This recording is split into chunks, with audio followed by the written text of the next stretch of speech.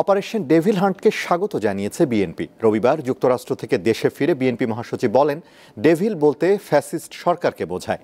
এদিকে নির্বাচন কমিশনের সাথে বৈঠকে বিএনপি জানিয়েছে, সংস্কার কমিশনের কোনো প্রস্তাব সুষ্ঠু নির্বাচনে অন্তরায় হলে বাধা দেবে বিএনপি। এ নিয়ে কাল প্রধান উপদেষ্টার সাথে কথা বলবে দলটি। জাতীয় সংসদ নির্বাচনের প্রস্তুতি সম্পর্কে জানতে রবিবার নির্বাচন কমিশনের সঙ্গে বৈঠক করে বিএনপির ৩ সদস্যের একটি প্রতিনিধি দল। বৈঠক শেষে সাংবাদিকদের সাথে কথা বলেন বিএনপি স্থায়ী কমিটির সদস্য নজরুল ইসলাম খান। এই সময় তিনি বলেন, সংস্কার কমিশনের কোনো প্রস্তাব যদি সুষ্ঠু নির্বাচনের পথে অন্তরায় হয় তাহলে সেই প্রস্তাব বাধা দেবে বিএনপি। আমরাও যদি মনে করি যে কোনো সংস্কার কমিশনের কোনো প্রস্তাব সুষ্ঠু নির্বাচনের পথে অন্তরায়, ওটা তো নির্বাচন কমিশন কেন, আমরাও বাধা দেব।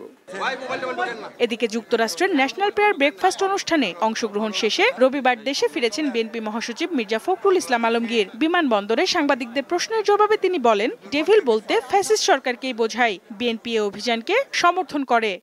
ডেভিল হার্ট জানি না, ডেভিল তো একমাত্র অপারেশন ডেভিল হার্ট তো আমরা ফ্যাসিস্ট সরকারকেই জানি। এতদিনের পরে এতদিনও একটা বোধোদয় হয়েছে, সেই জন্য ধন্যবাদ জানাচ্ছি। শেখ হাসিনার পাতা ফাঁদে পা না দেওয়ার ব্যাপারেও সতর্ক করেন বিএনপি মহাসচিব। সাবধানতার সঙ্গে পা ফেলতে হবে।